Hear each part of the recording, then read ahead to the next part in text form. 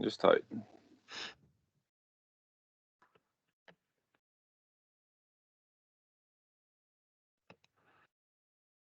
All right, we're good to go. All right, thank you. So welcome this morning to the second part of the Environmental Evaluation webinar series. And the agenda this morning is going to be on cultural resources, which we all know is the most important part of the CPA 52. And then Brianne will be covering endangered species, migratory birds, bald and golden eagle, and natural areas, along with scenic beauty and wild and scenic rivers. So the cultural resources presentation, we're going to try and keep it to 30 minutes. And as always, we support if you have questions about the special environmental concern topics that we're going to be covering, that you should follow the chain of command in which you will ask your questions of your area resource RMS first, and then they can bring it up to the specialists at the state office.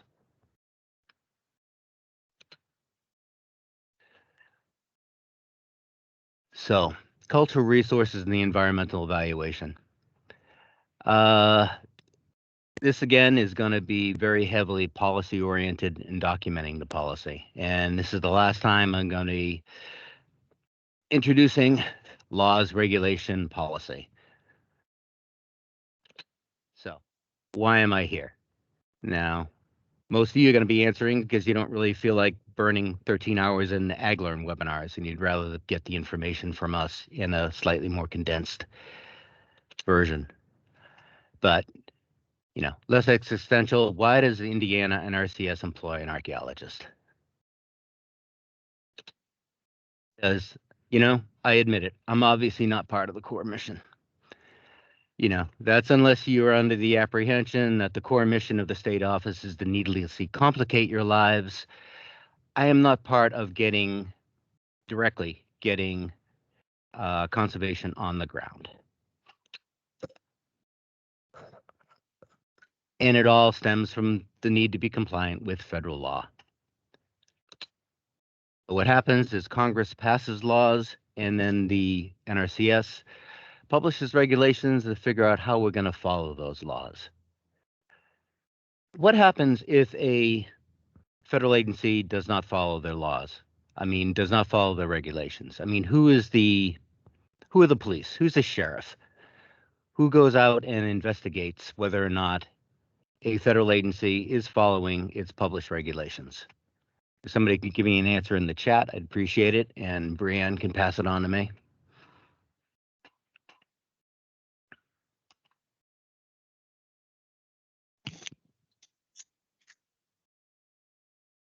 We have the Office of Inspector General, lose funding. Yeah, losing funding would be a result, I guess, of being investigated. But really, the Inspector General does not investigate us on whether or not we're following the CPA 52. Who does?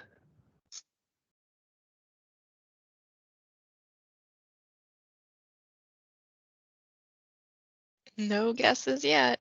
No guesses? Regulations are enforced by litigation.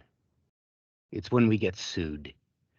Basically, whether it's citizens or groups of citizens, basically, if they feel that a federal agency is not following its published regulations, they will sue you, and it will be determined in the court of law.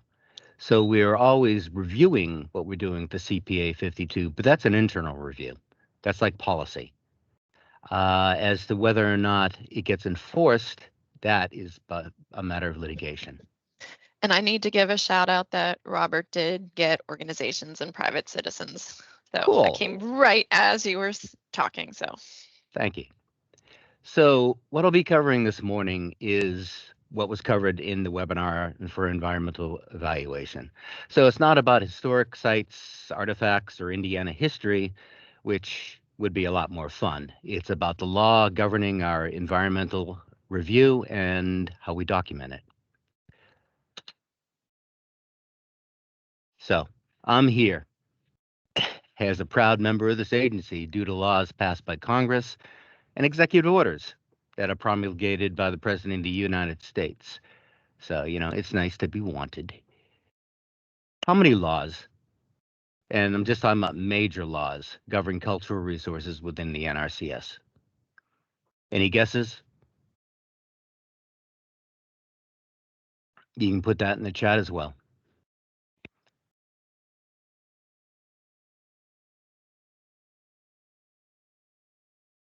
We have 3, we have 5, we have 2. All right. Oldest one, Antiquities Act of 1906. After that,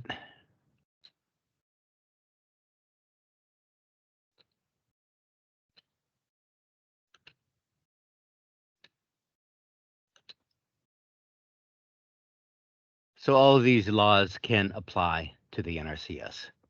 Now, the major ones, quite honestly, is NEPA, the one that we're addressing all the time, and the National Historic Preservation Act of 1966.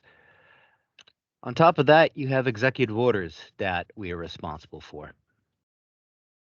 These are not laws. These were promulgated by the President of the United States, but we have to follow them as if they are laws.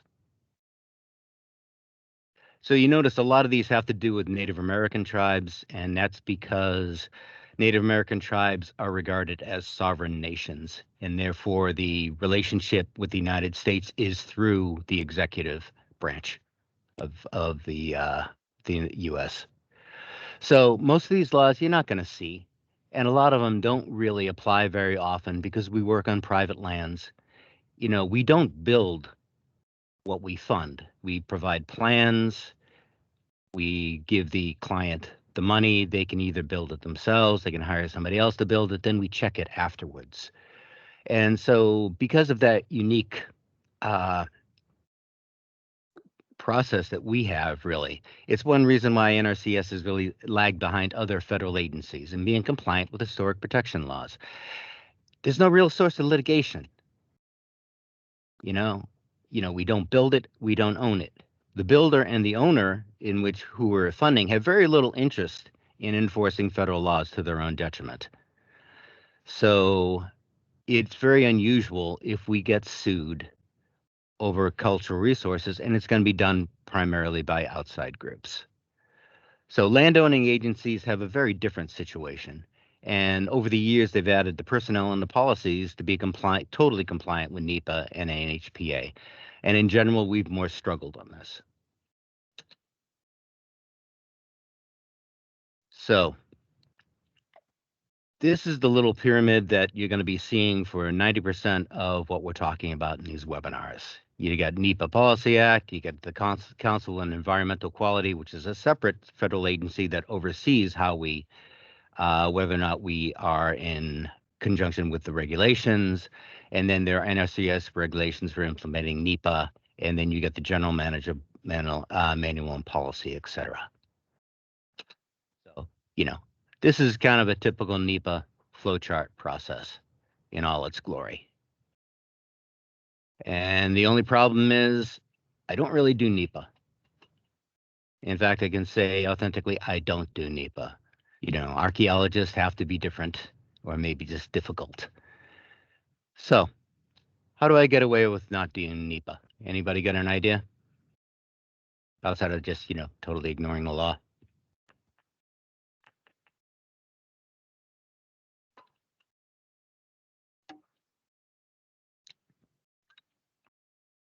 Anything in the chat? We've got the CPA 52, we have some sort of exemption for ag, internal policy. Actually, it's an external policy rather than internal. You are rogue. You are rogue. I get that a lot. So the National Environmental Policy Act of 1969, it has been stated by the Advisory Council on Historic Preservation, which we'll talk about later. Compliance with NEPA can be done in coordination with compliance with the National Historic Preservation Act. So I don't focus on NEPA. Almost all my procedures are based on the National Historic Preservation Act, the NHPA. There are key differences in terminology between the two laws. You know, when you talk about consultation, that's the Historic Preservation Act. Public involvement is about NEPA. When we talk about area of potential effects, that's NHPA. But honestly, from an NRCS perspective, all these terms in the two different laws, we use them interchangeably. And I'm guilty of that as anybody else. I talk about cultural resources, which is how NEPA defines things, but I talk about the area of potential effect, which is with the way the Historic Preservation Act. So why do we do the Historical Preservation Act?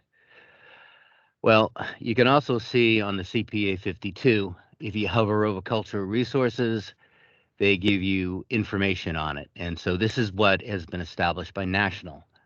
You'll notice there's no mention of NEPA.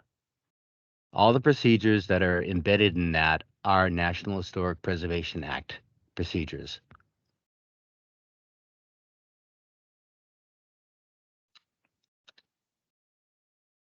And the reason for that is that NHPA is a fairly well-written law. It sets procedures and set rules. And because it's much more focused on just historic places and cultural resources, it's a lot easier to develop procedures for.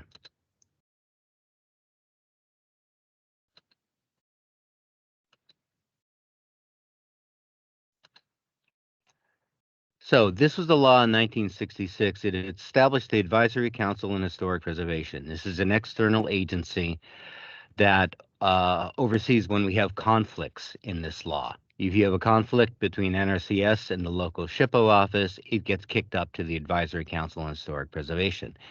It was also the law that established the state historic preservation officers. So some states had historic preservation offices, but after this law, every state has them. It also established the role of tribal historic preservation offices, and it established the National Register of Historic Places. So this is where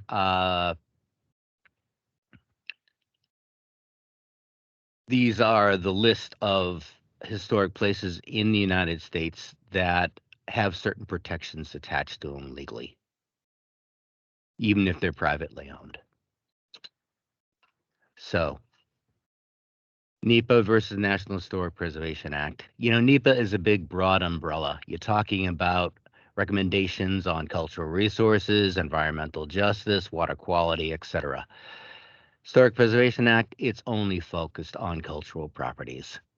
And within the Historic Preservation Act, there were required consultation partners. You know, the state historic preservation offices and Native American tribes. And they've established arbiter when you have conflicts on this, which is the Advisory Council of Historic Preservation. Secretaries of Ag and Interior are permanent members of the Advisory Council on Historic Preservation. So, the National Register of Historic Places has some fairly prestigious lists on it, both publicly owned properties and privately owned properties. Anybody know what that property is that just appeared? Come on, any history buffs?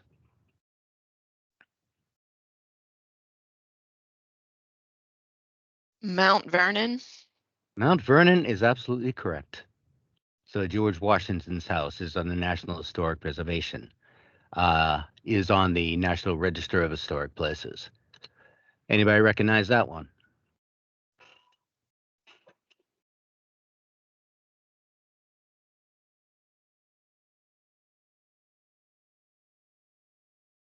Jackson Bridge. That Park is County. exactly, was that Don Donovan or who did that? That was Andrew Brown. Oh, well, Andrew, well done. And it isn't just standing structures that get on the National Register of Historic Places. Anybody recognize that?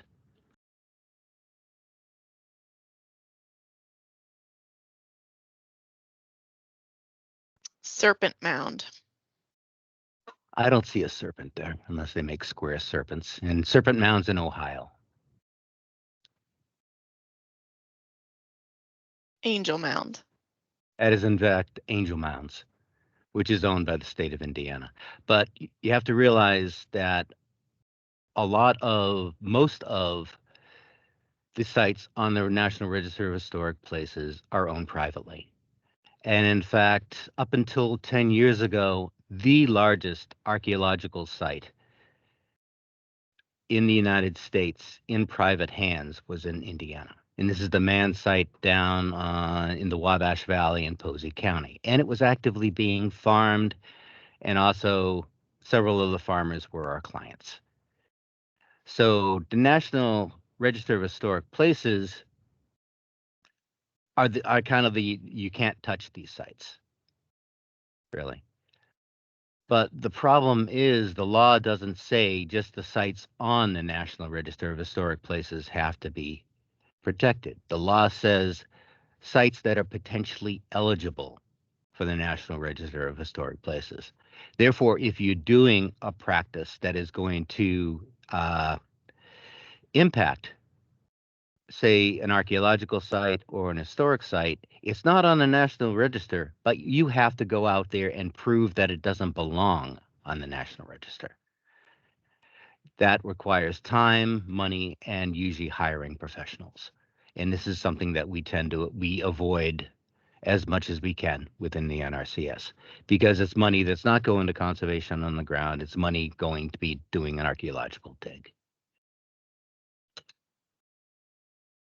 So since we're doing the Historic Preservation Act, we have mandatory consultation partners.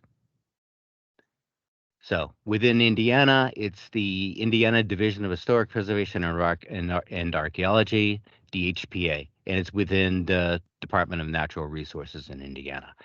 It keeps a record of all known historic and prehistoric sites within Indiana, and in fact, for the Arcmap tool that we use to do background checks, they're the ones who are supplying the shapefiles to us. And there are also tribal historic preservation officers, which normally we don't tend to deal with very much, but we're going to do a pop quiz. How many federally recognized tribes are resident in Indiana?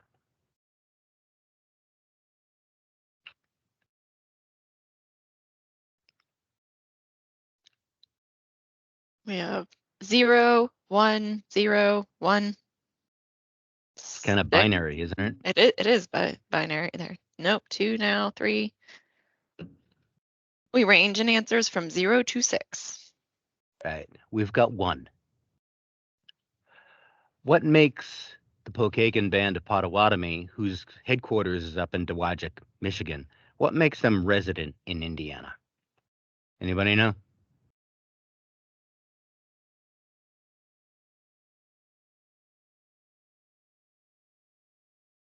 They own land.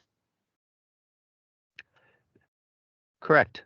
They don't just own land, they owned trust land. So trust land it's kind of funny because it's actually land they don't control directly, because it has to be any kind of development on it. It has to go to the Bureau of American Indian Affairs. But trust land is just like reservation land. And they own extensive land in Indiana, but they own it like a corporation. The WRE they have up in North Judson, is that right? Whatever. They don't own it as a Native American tribe. They own it as a corporation that's a Native American tribe. On the other hand, the casino that is in South Bend was put into trust, because then they don't get covered by state laws on the casino.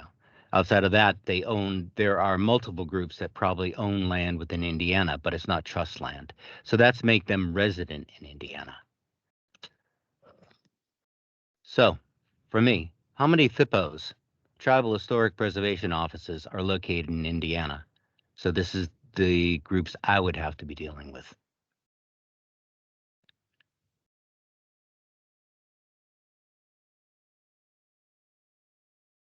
Do you have anything? Brian? 1, 0. Again, binary. You would think it'd be 1, right? Because we only have 1 resident tribe, federally recognized tribe that's resident in Indiana. You'd think there'd be only 1 Thippo. There are 2. Anybody? First one is the one we talked about. Pokagon Band has a branch of their Tribal Historic Preservation Office in South Bend. Who's the second one? Miami. Well done. Who got that? Jenny Hope. Yeah. The Miami Tribe of Oklahoma. They have an office in Fort Wayne. And I'm not going to dwell on this too much because this is something you won't be dealing with, because this is what I deal with as a cultural resource specialist when things come up to me that have impact on archaeological sites. Why the Miami Tribe of Oklahoma in Indiana? Why have they,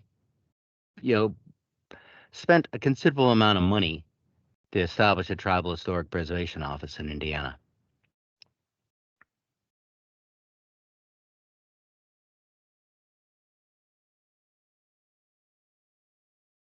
You have burial sites.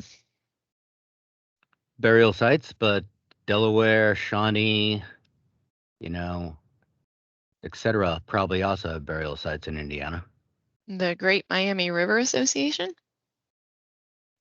Not so much the association of the Miami with, bluntly, when you name the groups that are considered historically situated in Indiana, they're spread out throughout states. Most of the Shawnee were in Western Ohio until they got pushed in Indiana. The exception would be like the tributaries of the Maumee and the area down around Cincinnati, Ohio, which, in the 1700s was considered Shawnee territory. The Miami dominated the Wabash River, almost the entire Wabash River. The Miami origin myth makes their development as a people is in Elkhart, Indiana. For the Miami, this is kind of like Jerusalem. This is not just you have burial sites, it's the fact that the entire Wabash is an historical occupation by the Miami. And as time goes by, there are going to be more and more oversight from the Miami on, things that we're doing within Indiana. And I just wanted to put that. And so this is the last, pop quiz I'm going to hit for a while because I'm probably taking too long on this. How many Native American tribes claim Indiana as part of their historic or traditional homeland?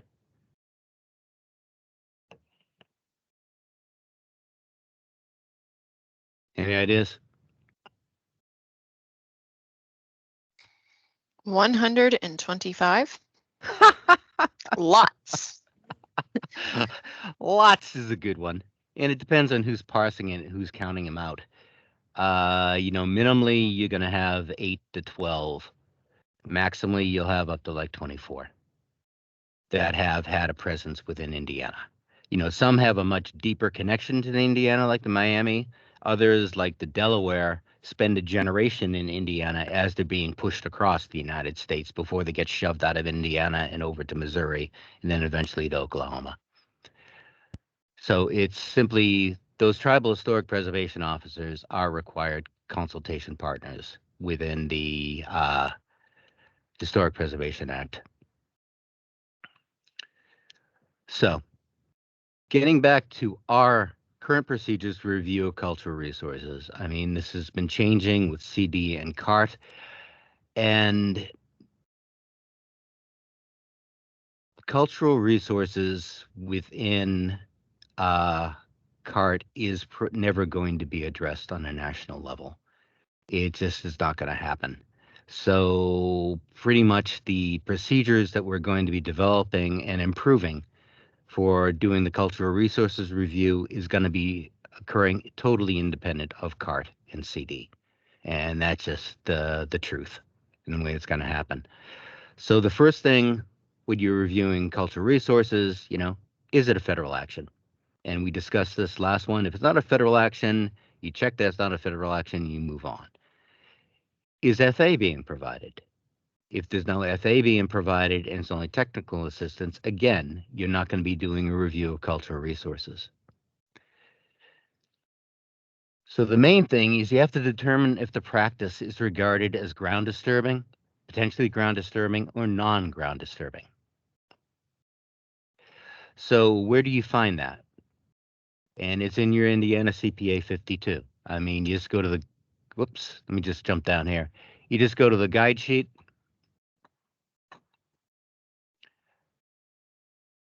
You click here, and it brings you to another place within the CPA 52 as to what is ground disturbing or not ground disturbing.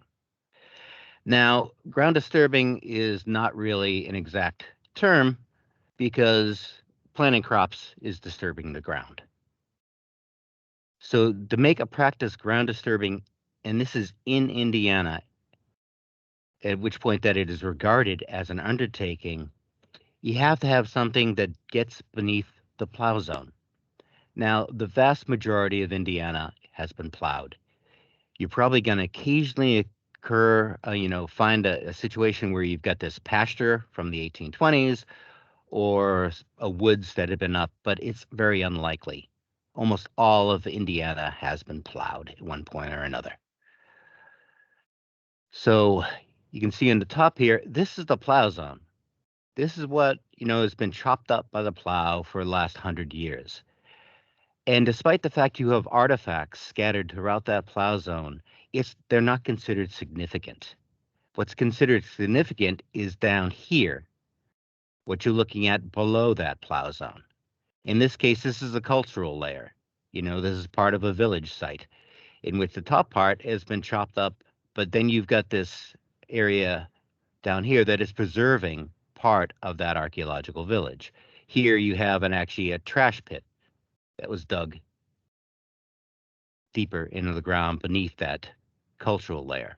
So it's that cultural layer that is considered significant. And this is in Indiana, because depending on the state you're in, they're going to have very different opinions on what is significant as an archaeological site. Indiana, because the prehistory in this state is so rich, we have a tendency to ignore the plow zone. So it's when you're doing a practice that gets beneath this plow zone and gets into this original context, that is when we consider it ground disturbing. So the potentially ground disturbing means that as a planner, you're making a judgment choice. And the potentially ground disturbing practices depends on what you're doing with it. A good example in Indiana is TSI, right? You doing timber stand improvement. In Indiana, most of that has to do with herbicides. And if you're cutting down trees, you're only cutting them down to a stump. You're not ripping them out of the ground. If you were ripping the trees in question out of the ground and pulling up that root ball, it would be considered a ground disturbing practice. But since you're just applying herbicide and you're just cutting the tree down and leaving the stump, you're not disturbing the ground. So anything that's rated as PG involves a decision by the planner on what they're actually doing and how much it's going to impact it. Stephen, we have 2 questions in the chat related to the plow zone. Excellent. So the first being the plow zone versus a buried A horizon, which is probably more typical what we think of. Do you have any comment on the differentiating between the two of those, or? No, I don't really. I mean, the plow zone is it's variable, and quite honestly, an archaeologist digging into a site, when they get down to here, they're not sure what they got until they get down to here. So, plow zone is variable across, Indiana. If you dig on the Angel site, it's an 8-inch plow zone because it was probably never mechanically tilled. So it's a term that we use all the time that really has an uncertain, you can't say 12 inches, you can't say 14 inches. That probably leads into the second question, which the plow zone can be, I think, abstract is what It is exact. No, that's completely true. And that's a thoughtful question because don't have an answer to it because it is an abstraction. So you've got a plow zone, say that was 12 to 14 inches deep. You get a flooding episode that strips, 8 inches of it off of your soil, then you get yourself a 4-inch plow zone. I've dug in Posey County where, you're at the base of those Luss Hills. I got a plow zone from 1820 that's was 30 centimeters down. So you had a buried plow zone. On top of that, a plow zone from, 1860. On top of that, a plow zone from the 1900s, because you had all this erosion washing over it. So yeah, it is an abstraction,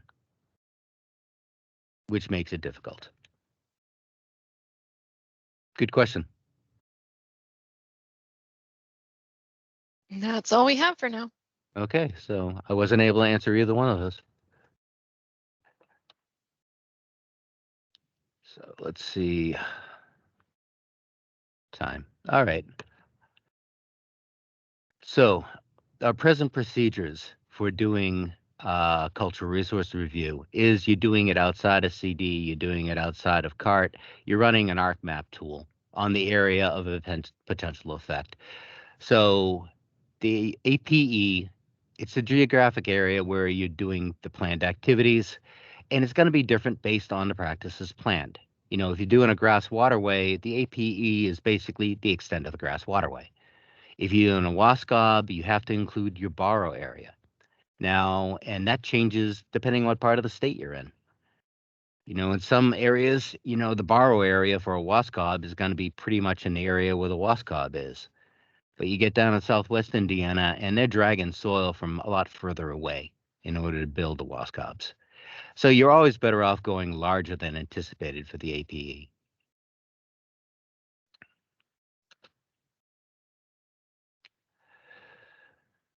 So if everybody hopefully is familiar with the CPA 52 evaluation in Arcmap, if not, we can post the PDF for Chris Morris has developed to give the answers on this. So basically, you're going to be running it. You might be running it on your CLU. You might be just running it on the practices in question, if they are considered undertakings. And it produces a cultural resource report along with the T&E report. So if you get a hit on this, you email that report to me, at which point it's kind of in my court, and I'm responsible for what happens after that. Otherwise, if it's clear you don't have any cultural resources hit, you're going to upload that to DMS. And the report should be uploaded to the environmental assessments in the evaluate category, and it's linked to the client at the schedule level. So that's the background check. But you're not done. What are the other 2 things that are required of you as a person planning this to be done along with the cultural resources background report? Any answers, Brianne? Give them time to type.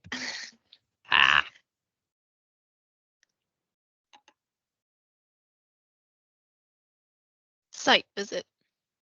Site visit. Site visit. Who's Complete doing the site? form. And yeah, completing the CPA 52.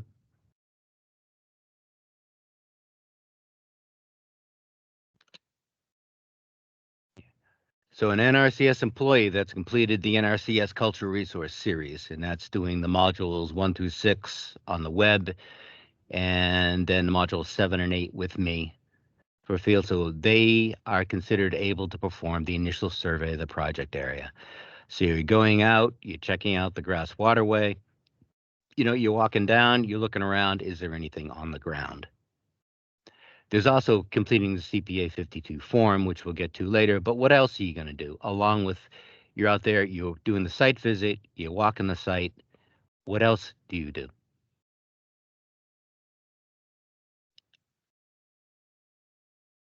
We do have a monitor during construction.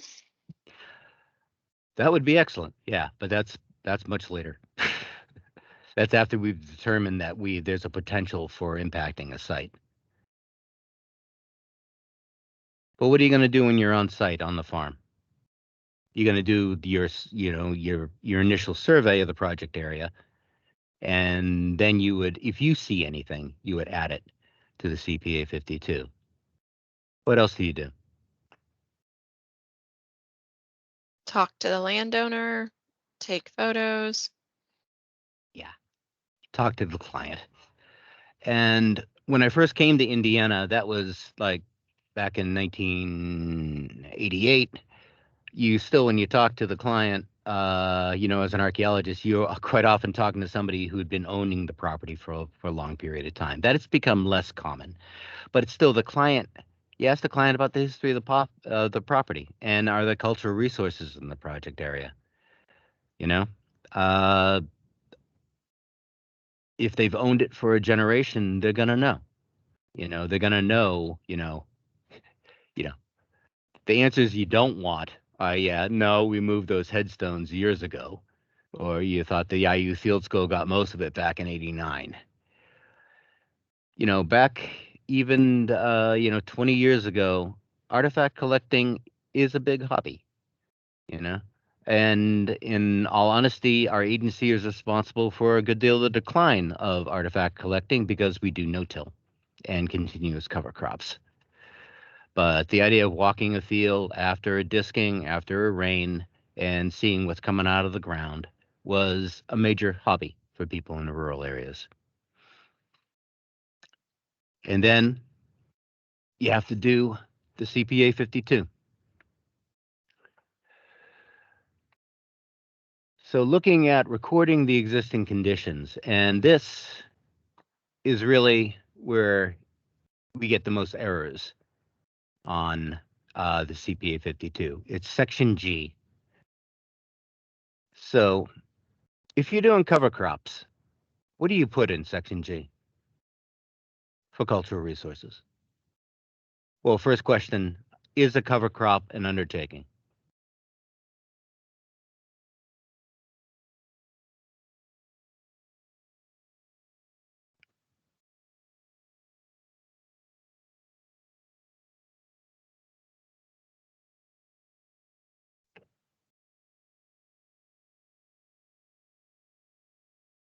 Universal answer is no. They are quite correct. It is not. Do people run the cultural resources app in Arcmap if you're doing cover crops?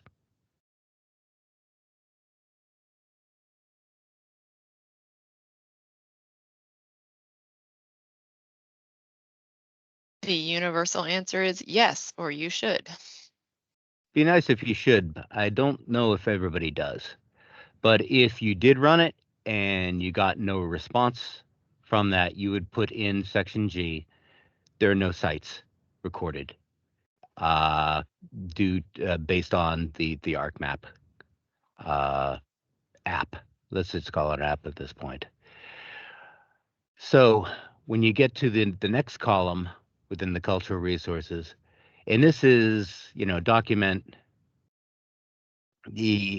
what happens if your practices aren't being applied. What happens if they just continue what they're doing? Quite often, since we're trying to address erosion, you can put in that it may affect because continued erosion may negatively impact the buried site if there is a buried site there. And if the practice in question is not an undertaking, that's when you click no effect and you just do planned practice is not an undertaking. You can also add in here the documentation is stored in DMS on this. And you don't tend to do that with the no effect, not an undertaking. But if it's no effect and you actually had an archaeological site recorded, you would have to reference the document that is stored in DMS under this client's folder. Are we clear on that?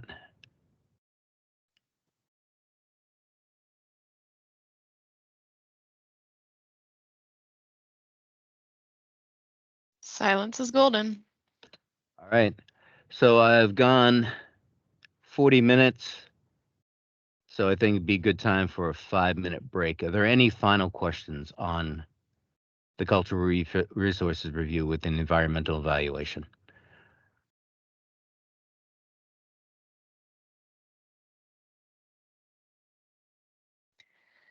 I see none at this time. Okay. Well, thank you very much for your attention. We'll take a 5-minute break and we'll come back at 10:20. That sound good, Brian? That sounds great, and we'll switch presentations in that meantime. All right. Thank you.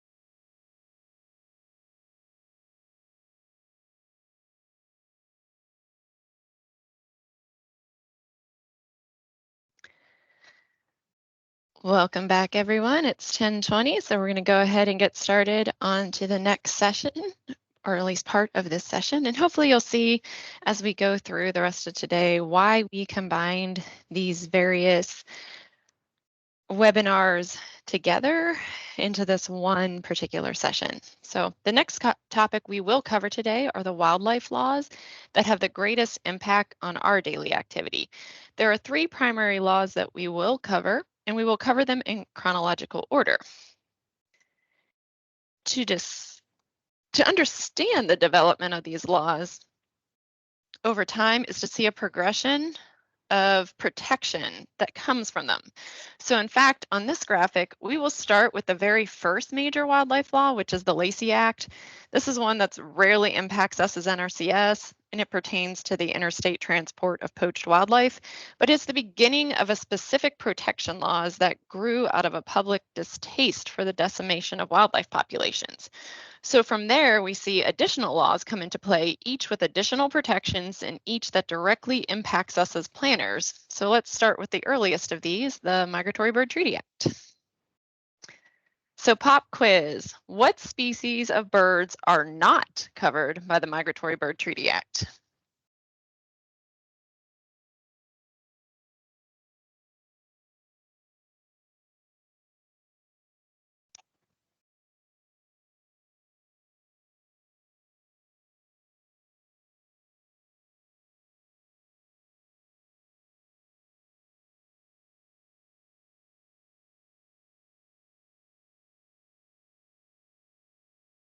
So we have some non-migrating, those that don't migrate, non-native, and that is correct. The non-native species, the ones you most likely are going to encounter, are the European starling, house sparrow, feral pigeon, or mute swans, are non-native species that are not covered by the Act.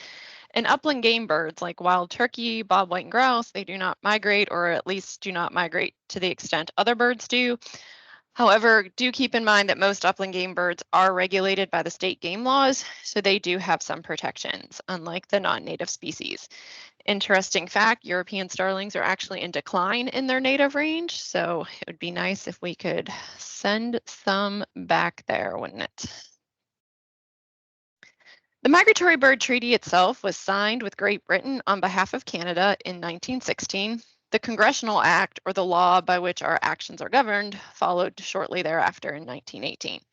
Later, the treaty was expanded to include Mexico because, of course, many of our migratory species head into Mexico and even further south in the winter. And then treaties were also made with Japan and Russia to cover those northern Pacific species that cross international boundaries. So what was the driving factor behind this act? It was unregulated market hunting and commerce on the sale of birds for fashion and food that was the driving factor behind the act. These images show that wildlife was in demand for both of these uses, and it was an incredible economic driver at the time.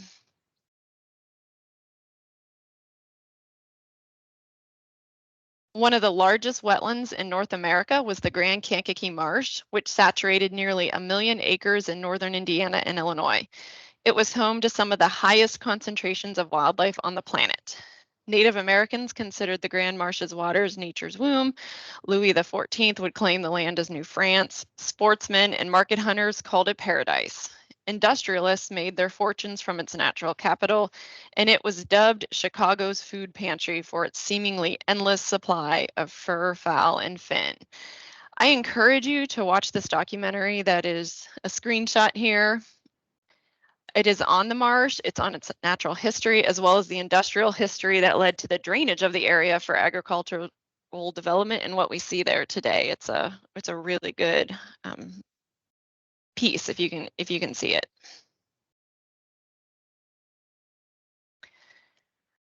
This cartoon illustration by Ding Darling captured the growing recognition and distaste for the decimation of wild bird populations in the United States.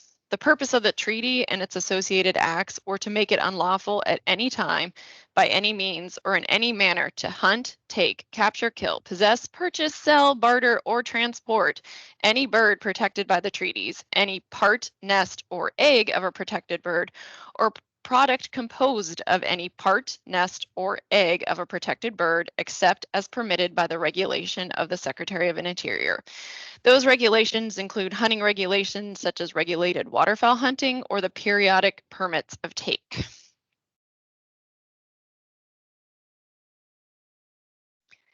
More recently, the Executive Order 13186, signed in 1991, directs federal agencies to take actions that either directly or indirectly have an indirect effect on migratory birds, to develop a memorandum of understanding and to work with U.S. Fish and Wildlife Service and other federal agencies to promote the conservation of migratory bird populations.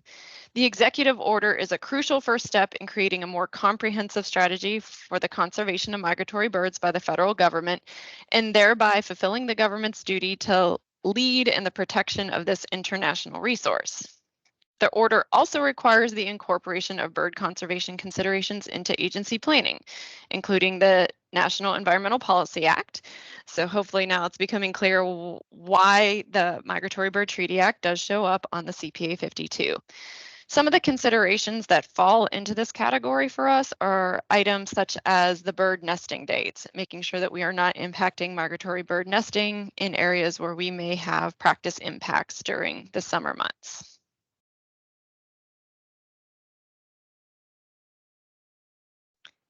So our next quiz, when did the bald eagle become our national symbol?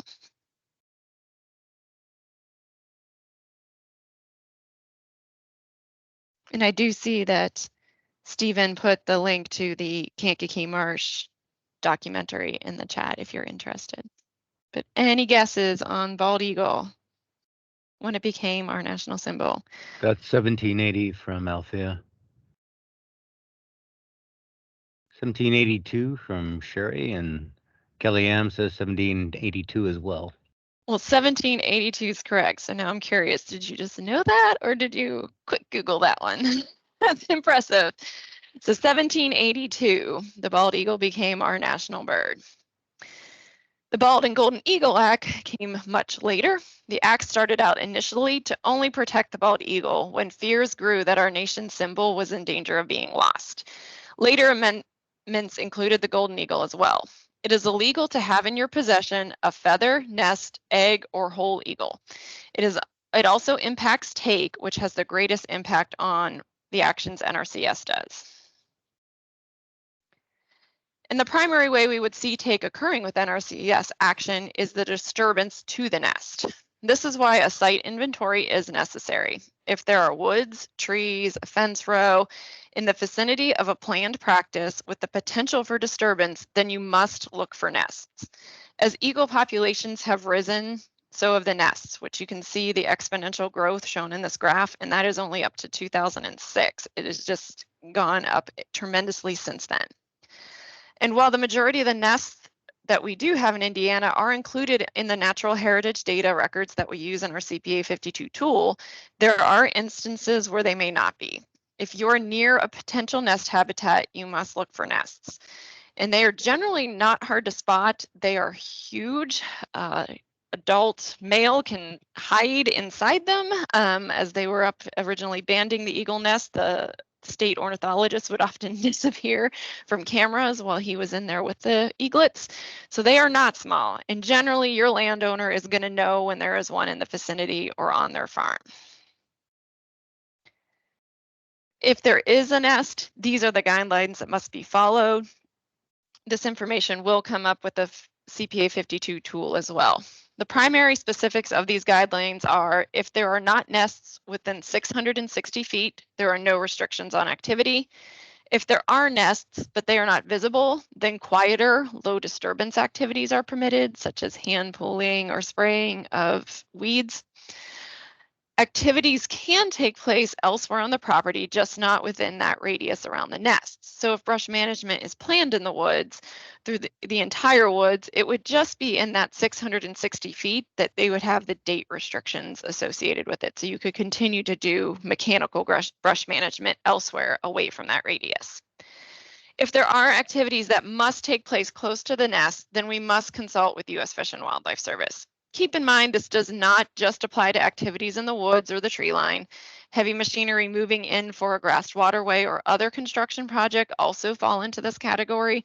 And also note that the presence of a nest does not necessarily mean full stop during the nesting season, which is a long nesting season for eagles, but it does mean that we need to consult with U.S. Fish and Wildlife Service and determine if there are other actions that we can take or other ways we can avoid, or their determination on whether or not the action will in fact disturb the nest. Brianne, we had a request that, it's not a big one. On your screen, we get presenting, give control, and stop presenting. Is there any way to maximize that to block that out? Did that make it go away? Nope. Huh. Okay. Well, it's. Oh, there it's went. gone now. Yep, it's gone. Thanks for letting me know.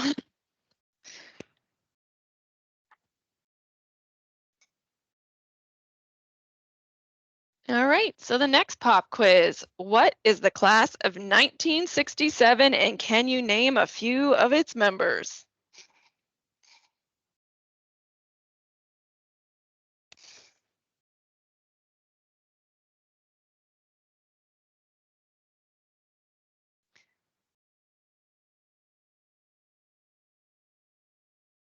And to the comment about Benjamin Franklin and the turkey, I've been seeing more evidence that that may be a urban legend as well. Not that he didn't prefer the turkey, but that he did not specifically recommend it as the national bird. But We got Sherry saying the manatee, alligator, bald eagle, grizzly.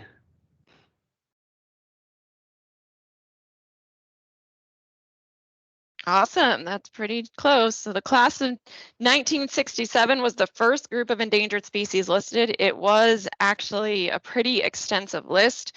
Many of the species listed in the chat were on that list, but they do include the bald eagle, the Indiana bat, American alligator, grizzly bear, red wolf, timber wolf, black-footed ferret, key deer. Those are ones that you probably are most familiar with. There were a lot of lesser known species, or at least lesser known to us. Many of them were Hawaiian species that were added to that list, as well as some plants. Is key deer from Key West or what? Yes, specific to the island, and that's why they were at such high risk. So what specifically was Congress hoping to achieve by enacting the Endangered Species Act, other than adding complications to our lives? Congress recognized that our rich natural heritage of aesthetic, ecological, educational, recreational, and scientific value to our nation and its people. The purpose of the act is to conserve the ecosystems upon which the threatened and endangered species depend and put in place a program for their conservation and support those treaties and conventions similarly put in place to protect and conserve fish and wildlife. So as you probably are aware, these treaties and conventions include the Migratory Bird Treaty Act we just spoke of. There's also an international convention concerning fisheries. That doesn't necessarily apply to us very often here in Indiana. And then there's the Convention on International Trade in Endangered Species of Wild Fauna and Flora, which is also known as CITES. For those of you that have hunted abroad, you're probably familiar with the CITES regulations and permitting that is necessary to bring anything back. Note the explicit emphasis that has been placed on ecosystem protection.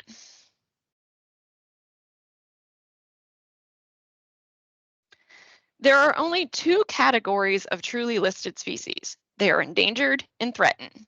Endangered species are species in danger of extinction. Here in Indiana, that includes the eastern Massasauga rattlesnake. A threatened species is any species that is likely to become endangered within the foreseeable future. The bottom image on your screen now is the northern long-eared bat. Additional categories include candidate species, or species that are warranted for listing, but whose listing is precluded by other higher listing priorities, who most recently the monarch butterfly falls in this category. Proposed species are species that have been proposed for listing in the Federal Register. Here in Indiana, there are two species. This is the long solid mussel being one of them. And under review, these are the species whose populations and habitat data is under review for consideration of the prior categories. The Midwest population of the Blandings turtle falls into this category, the turtle here at the bottom. Neither candidate nor proposed species are subject to regulatory protections that the endangered and threatened species are. However, NRCS policy requires the same procedures to be followed for candidate species as for threatened and endangered. This makes sense on one hand. We should not be taking actions that push a species closer to a threatened or endangered status. But then the monarch came on the scene, and unlike isolated populations of threatened and endangered species with limited habitat scope, even the statewide considerations for the bat don't impact cornfields or treeless backyards, for example. The monarch can be found just about anywhere. And the impact of this policy requirement and NRC actions for the monarch are still being formally evaluated at a national level, so stay tuned for that. The process for listing a species as endangered or threatened is the same, and it can begin in one of two ways. A species can be identified through an internal status assessment conducted by one of the services, or the second way is the listing process can be initiated through a request or petition from a private citizen or organization. This is how the monarch was proposed for listing. In either situation, the service will look at the data regarding population size, reproductive rates, and habitat loss and come to a conclusion. The habitat loss is why we have been so actively involved in the monarch conservation efforts and documenting what we do on the ground. If we can show habitat gains over time, that can be used in that final determination of whether a species is listed as candidate, threatened, endangered, or decided that it's not warranted at this time. When a species is proposed for listing as endangered or threatened, the service must also consider whether there are areas of habitat essential to the species conservation. If so, those areas may be proposed for designation as critical habitat. Proposed critical habitat designations are also published in the Federal Register. Critical habitat can be designated on public and private grounds, but it is subject to regulatory protection only when a federal agency action has the potential to affect it. So there's that term again, is it a federal action? Here in Indiana, there are a few critical habitat areas associated with the Indiana bat, least tern, and piping plover, as well as some mussels. Very rarely are we directly impacting the critical habitat areas, such as the caves themselves for the Indiana bat.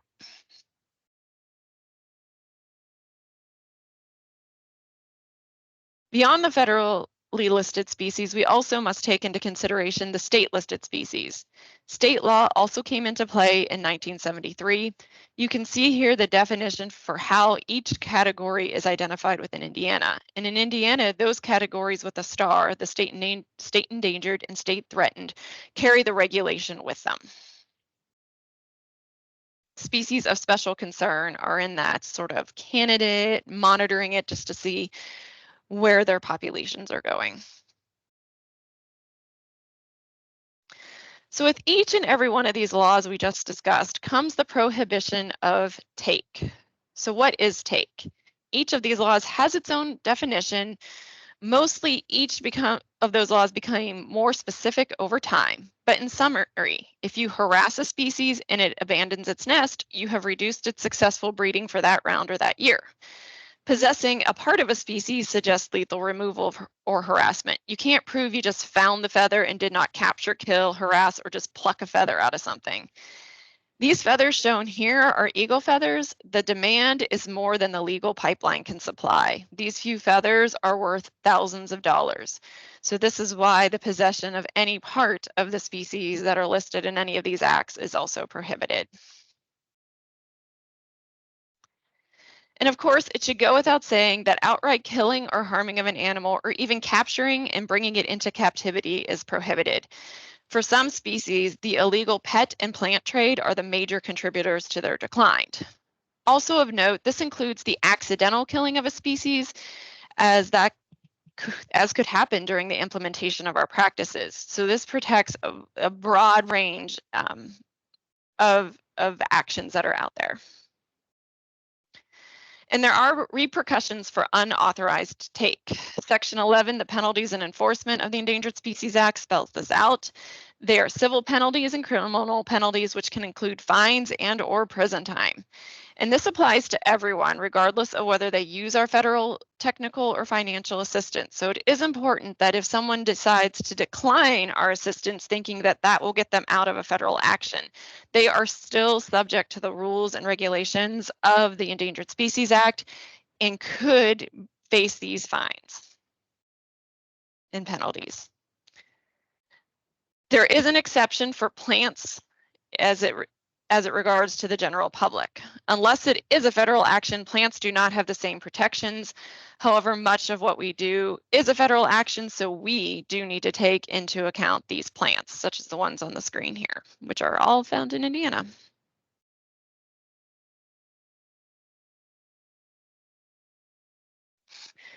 Okay, so now we're going to make a quick jump in topics, and the reason will be a little bit more obvious here in a few slides.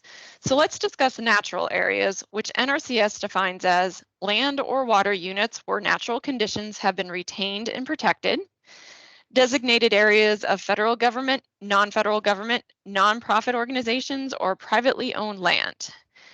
These can do the following: provide settings for outdoor recreation, preserve unique values, provide outdoor laboratories, establish a baseline to monitor changes, and to preserve ecosystems.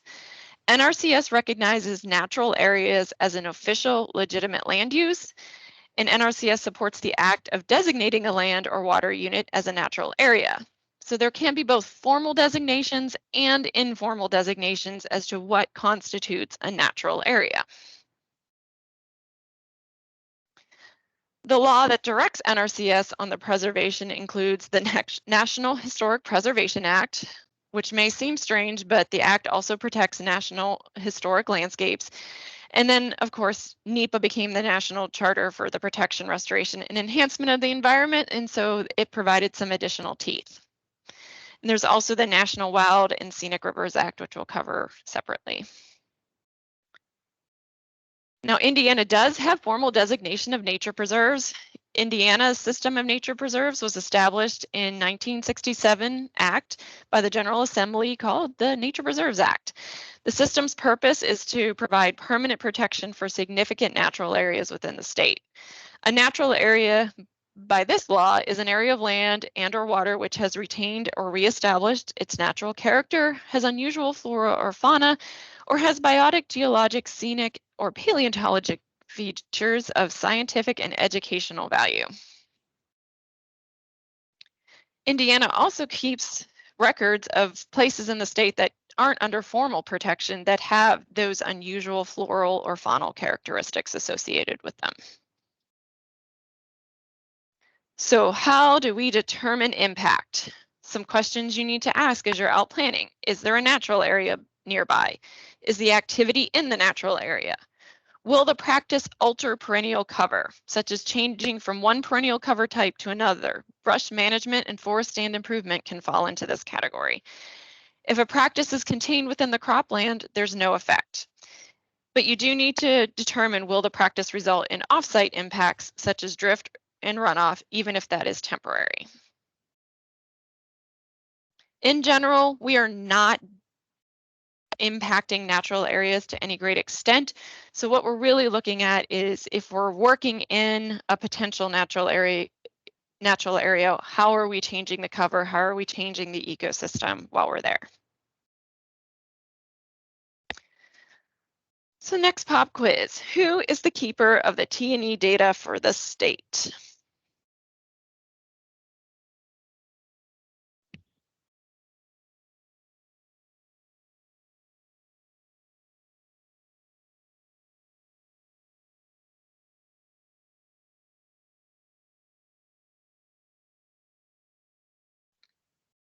We got answers: IDNR, Department of Nature Preserves. I hope not Stephen. IDNR, Fish and Wildlife Division. The Indiana Division of Nature Preserves is the correct answer as far as who keeps this data for the state. And actually, you can get online and anyone can determine if there is these species designated in their area. So in terms of Division of Fish and Wildlife, they're the ones adding records to this list, but it is ultimately the Division of Nature Preserves that keeps the data. And contractors or TSPs actually can even go and request this data if they would like it. It does come with a fee, and it has to be requested electronically, but you can do that online. But federal information is actually available online as well, and we do get some of our data from the U.S. Fish and Wildlife Service to drive how the CPA 52 tool works. And that information can be obtained from this Information for Planning Consultation, or IPAC. Basically, you go onto this online service and can designate an area of potential effect, and it will list all the species that are potentially in that area. While the specific location of a record will not be given in either of these cases, the species of concern in the vicinity will be provided, and that determines if the project needs to take any further consultative action.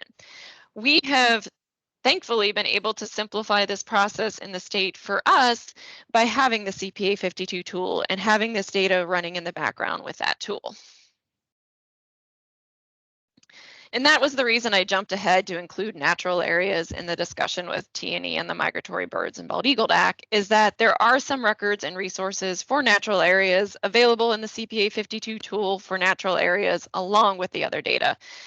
And as Stephen highlighted these slides earlier, this is the tool that was updated last year by Chris Moores and combines what was formerly the two separate tools for cultural resources and threatened and endangered species.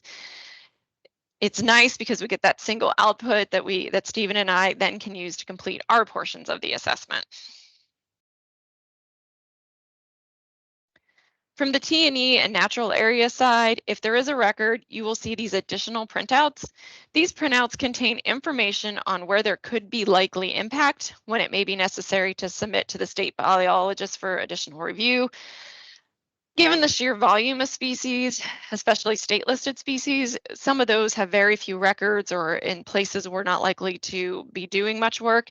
They may not have one of these data sheets, and it will immediately ask you or direct you to contact me, and then we'll do a little more deeper dive. But for the most part, those that are most commonly found will have a sheet. So we have here A23, a state-listed bird. You can see the habitat description at the top, nests on utility poles, cell towers, and nesting platforms, tree snags over water, sometimes used. Does anyone have a guess of what species this may be?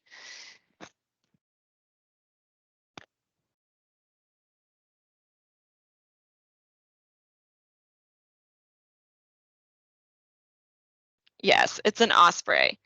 So when you're looking at a species like this and trying to determine if any activities will just degrade or destroy the habitat described above, so are you cutting down the utility poles or cell towers or nesting platforms? Are you draining an existing wetland? Hopefully not. We'll get to that next week. Removal of any mature, dead, or dying trees adjacent to these wetlands, those would be prohibited actions. If you're not doing that and you're not impacting the species, then you can document it as no effect and move on.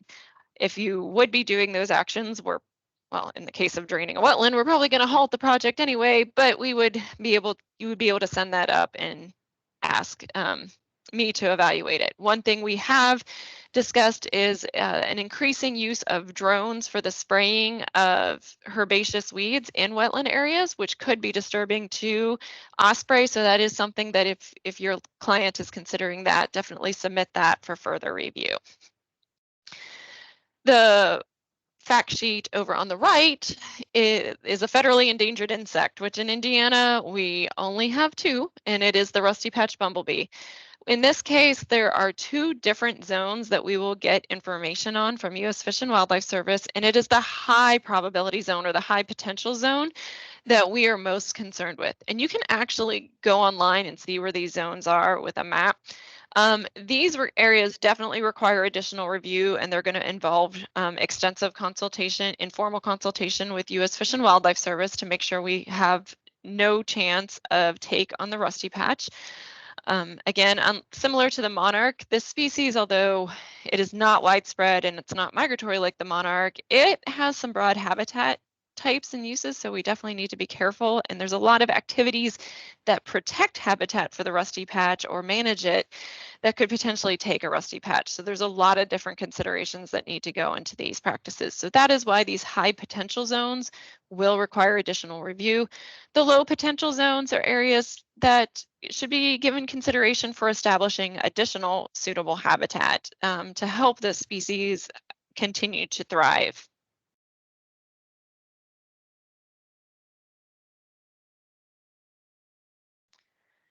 For some species, there are more extensive data sheets, and the Indiana bat cave situation or the Indiana bat maternal roost colonies is an example of it, where we will have the same fact sheet on here. This A92H is the hibernacula. There are more restrictive dates when you're in the zone of the hibernacula, those hibernacula being that critical habitat area I showed on the slide a few moments ago. And then the requirements are the joint requirements for the Indiana bat and long-eared bat. Those are over on the right. Hopefully everyone has seen this document. It has been modified a couple times over the years, but it is our guiding document, and it really is providing an outline of what actions must be taken in order to avoid that take of the bat. The bats are in the caves in the winter. And so cutting a tree down at that time or felling a tree at that time doesn't risk disturbing a roost area or a maternal roost colony because the bats are not there. That's why those dates are in place. If that kind of restriction wasn't in place, we would have the risk of a take. If, as a federal agency, we must assume the bat is everywhere. If a private landowner, if they know a bat roost colony is nearby, or potentially those bats are in a tree, they are required to still follow endangered species laws and do the correct protections, but they do not have to make the same assumptions we do. These data sheets also give information not only when an action is potentially harmful, but what steps could be taken to make an action a positive effect. And we do need to document not only that there may be no effect, but if there is a potential effect, that still needs to be documented as an effect. So as a reminder, the T&E tool covers more than just the state and federal T&E species, but it is also not enough. The binoculars are here to remind you to observe the area the client will be implementing practices and make notes of what is present. As I stated in the last slide, assume the Indiana and long-eared bat are present, even if there is no record. If there are trees nearby, there are restrictions in place for felling. A bat record in the tool indicates either a known maternal colony, a known sighting of a bat, or hibernacula, but it is not extensive to everywhere the bat is known. These guys are really tiny and really hard to survey, so we cannot assume that they only exist where records are. We went over already that bald eagle nests are listed in the tool, but the records may not necessarily be all-inclusive or completely up to date due to their exponential growth. And the Migratory Bird Act prevents any take of any bird, so think CRP nesting date restrictions. Natural areas included in the tool as well, but also not inclusive. If a client is converting perennial natural areas from one type of habitat to an alternative, then we should be reviewing that. That would be such, but that does not include the conversion of altered habitat. So converting a CRP from grass to trees or old field to wetland does not fall under that natural areas. We're just looking at those true natural areas that are out there. But also be aware of the risks of pesticide or runoff from these areas that may drift over into a natural areas, especially in terms of herbicide. Under Section 7 of the Endangered Species Act, federal agencies must consult with the U.S. Fish and Wildlife Service when any action the agency carries out, funds, or authorizes, such as through a permit, may affect a listed, such as through a compatible use permit, may affect a listed endangered or threatened species. This process usually begins as an informal consultation. In the early stages of project planning, for example, a federal agency approaches the service and requests an informal review. Discussions between the two agencies may include what types of listed species occur in the area and what effect the proposed actions may have on those species. And I'm really focusing highly on the endangered species side of this because that act is very specific and much more restrictive, but this applies also to the bald eagle and the Migratory Bird Treaty Act as well. We would do something similar. It's just not necessarily quite as restrictive. If the federal agency, or NRCS in our case, determines that the proposed action is not likely to affect any listed species or critical habitat in the project area, there is no requirement to consult. If that, in that case, when we have that no effect determination, whether you determine that based on what you get from the fact sheets or you submit that to me and I look at it more closely and make that determination, we do not have to go any further.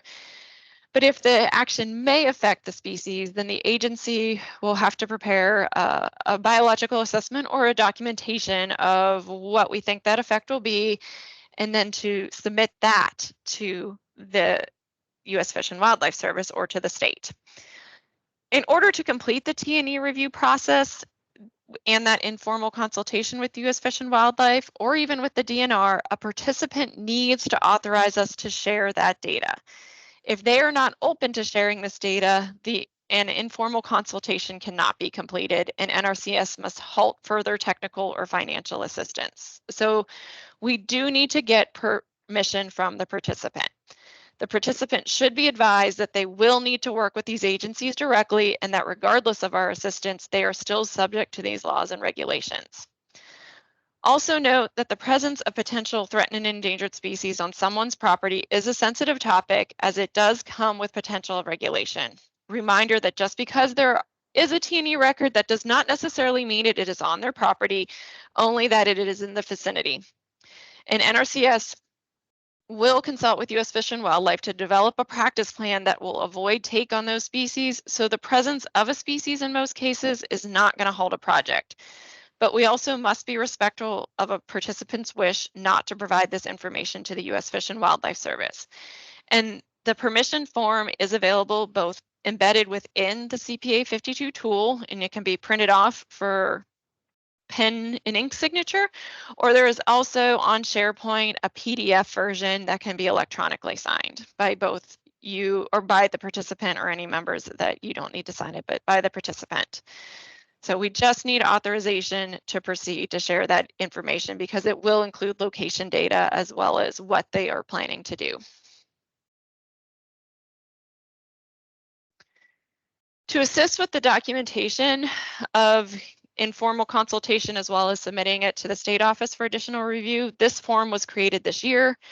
When a request is submitted to me, and it does not need to go to an external agency because the finding of no effect, the technical assistance review form will be sent back and documented as such. So I will include any information necessary in it, and this can be saved in DMS. And this will also include the determination of either no effect or one of the other options. If an informal consultation is necessary, which is those instances will we anticipate may affect but not likely to adversely affect determination, I do need the permission form, but we will get that documentation from U.S. Fish and Wildlife that they concur that we don't think we will adversely affect the species.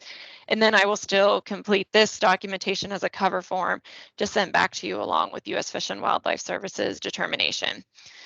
This form also looks very similar for those who have worked with the CRP FIMI program. We have one that's specific for CRP, since we are not the consulting agency in that instance, but we are assisting with that technical review. We have a slightly different title on that particular form. Now, in the instance where we may have a may affect likely to adversely affect, that would require us to move into a formal consultation. And when a federal agency determines through a biological assessment that it's likely to adversely affect, the agency must go through a much more extensive process with the U.S. Fish and Wildlife Service. So as you can see on this form, the may affect, likely to adversely affect, we have in parentheses halt activity. So it does take some time to get both an informal consultation and quite a bit more time for a formal consultation. If we as an agency have determined that there is a likely to be an adverse effect, I will be notifying you and the area office that we need to halt all activity on a particular project until a final determination can be made. If we're in the may affect, not likely to adversely affect, we can proceed with the contracting process. We don't want that to hold anything up. And in the informal consultation, U.S. Fish and Wildlife Service has 30 days to notify us if they anticipate there's a problem, and 60 days to get us the final review. If I don't hear from them within 30 days, we're going to assume that they agree that it's not likely to affect. That's an agreement we have with our local U.S. Fish and Wildlife Office, and we can proceed on. But sometimes we know 30 days is a little too long or too close to one of our deadlines to wait. So if it is that may affect, not likely to adversely affect, I will let you know as I'm getting ready to submit everything to U.S. Fish and Wildlife Service, and that gives you the freedom to go ahead and proceed forward with the contracting process and the rest of the planning. We wouldn't have a finished CPA 52 at that point. We are in that consultation period, but at least we're aiming to not hold up any of the documentation. And as I said, if we get to that likely to adversely affect, we're going to really try to avoid that situation. And in the majority of cases, we're going to alter the plan to ensure we're not resulting in a take. Similar to what I stated for the bald eagle, we do our best to get a yes on implementing conservation practices in the vicinity of these species, but it may take some changes and alterations to the implementation requirements that we do. So there may be some very rare instances where we just cannot make it work and we have to walk away, but I would say that is incredibly rare.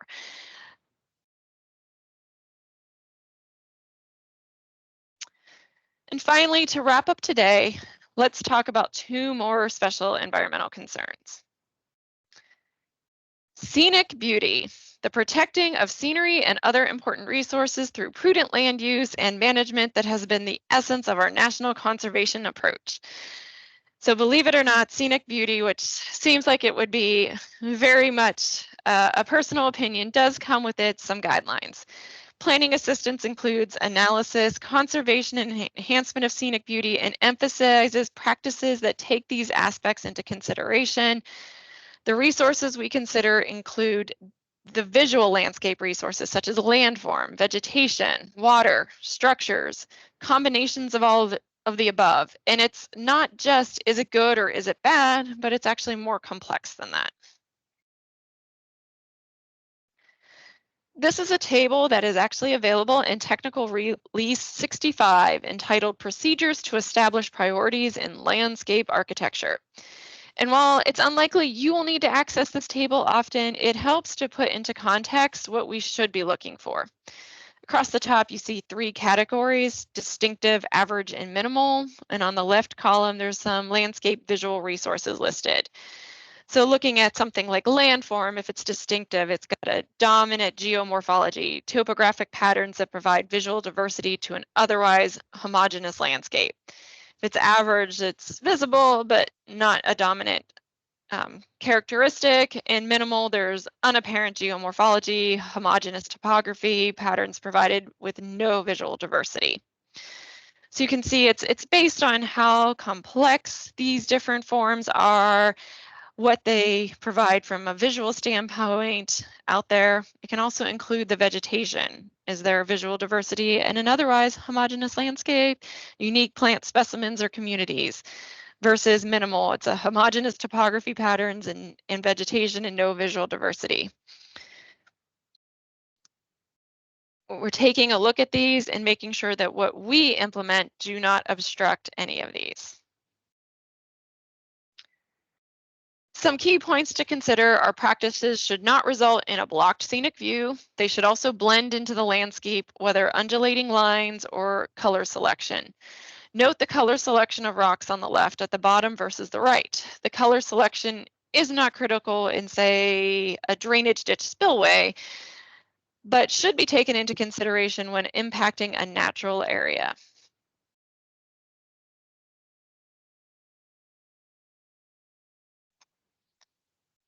And then the National Wild and Scenic River System is also one of the CPA 52 categories that we need to take into consideration.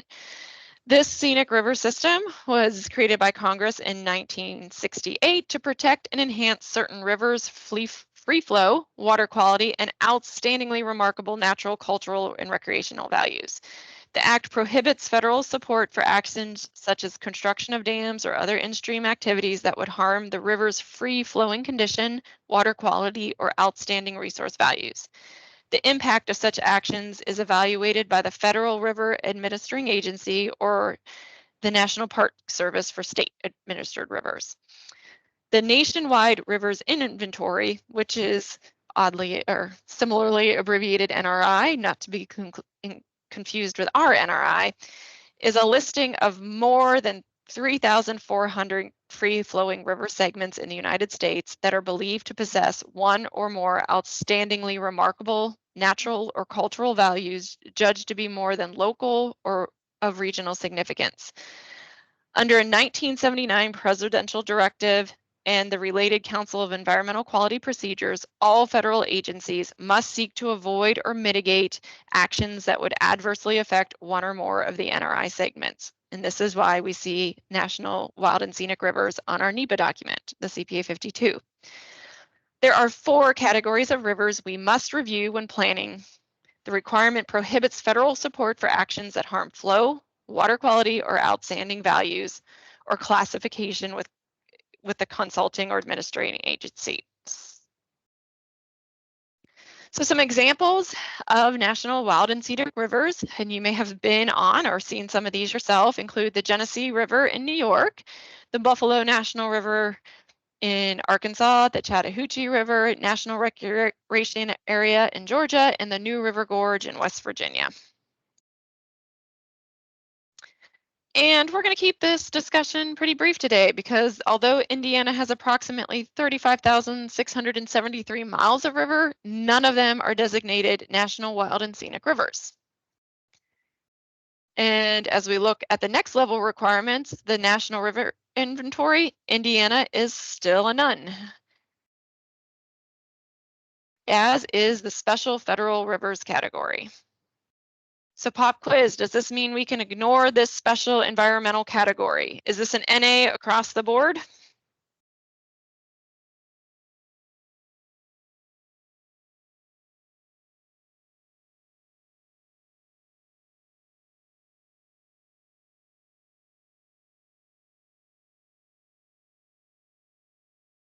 Seeing lots of no's, and that's correct, but it does depend on where you are in the state. So the answer, as I said, was no. Do not forget that there is a 4th category that we must consider, which are the state-listed wild and scenic rivers. In Indiana, the law establishing these is Indiana Code 1429-6, Natural, Scenic, and Recreational River System. However, there are only 3 currently designated, shown here in blue: the stretches of the Wildcat Creek in Carroll and Tippecanoe counties, Cedar Creek in DeKalb and Allen counties, and Blue River in Harrison, Crawford, and Washington counties. In these instances, NRCS would need to follow the requirements which prohibits federal support for harm to the flow, water quality, or outstanding values or classification. So it's very limited in scope in the state, but it does exist depending on where you are. So with that, we have covered a lot, really trying to hammer in much detail what you would be using the CPA 52 tool for, and of course covering the natural areas and natural wild and scenic rivers. And we're going to go ahead and open it up for questions.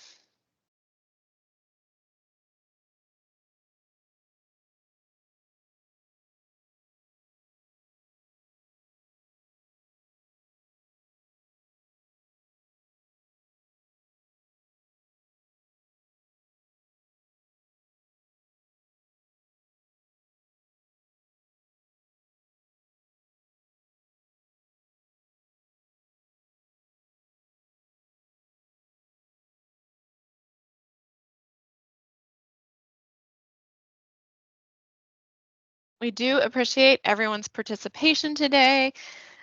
Thank you for your willingness to play along with our pop quizzes. It definitely helps keep it more interactive and lets us know there is somebody out there. The recording will be saved and posted, as well as the slides, and then we will have our final